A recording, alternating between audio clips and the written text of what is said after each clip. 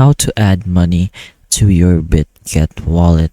So now that we have created our wallet in Bitget wallet, all we have to do to actually put money in here is just press on the deposit button, which should be directly in the main menu. I mean, if you're talking about adding money to Bitget, you can also receive technically, but let's just go ahead and use the deposit option. Now, when you're doing a deposit, you'll be able to get multiple choices, which is buying crypto, P2P trading, and receiving crypto assets. Now, you can also cash in money from cryptocurrency, or you can press on the receive button.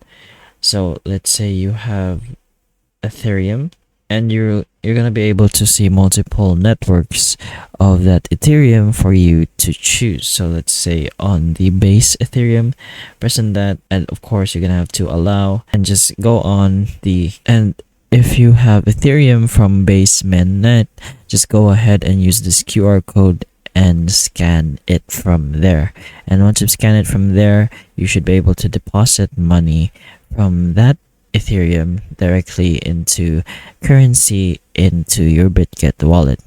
So if this video helped you, please like and subscribe for more videos like this, and that's all. Thank you.